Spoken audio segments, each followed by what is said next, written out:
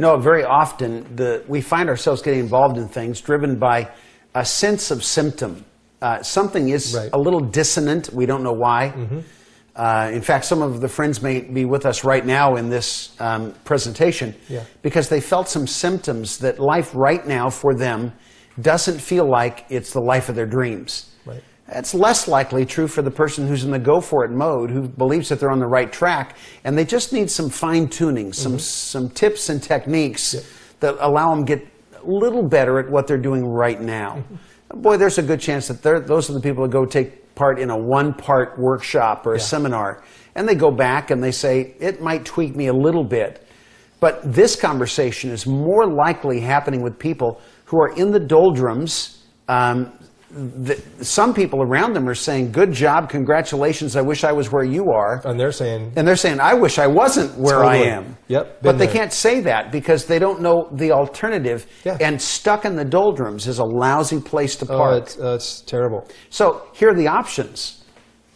Go find a new audience with no reinvention. That's recycling. Same deal, you just repackaged it. And recycling may be fine for water bottles, but for people, it's not a good plan. Recycling just says, just keep pouring the same new stuff and the same old me, and this is not going to look brand new and desirable for long. If I don't want to recycle, the other option is to reinvent. And reinvention doesn't start from a clean slate. Reinvention starts from what we call the cocoon experience, where we can go inward rather than outward, where we can do a discovery on what we have that's been exposed in the same way that the caterpillar, there's no way the caterpillar could conceive what it means to be a butterfly, but their DNA points toward that next phase, next season of life. We want to find what our DNA points us toward.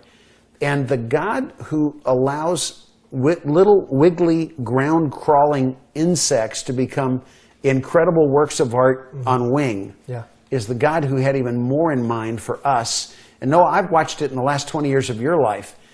You started out as an artist, and you become a guy who became adept at putting paint on a canvas and portraying life. Now you're about putting people into life and portraying God.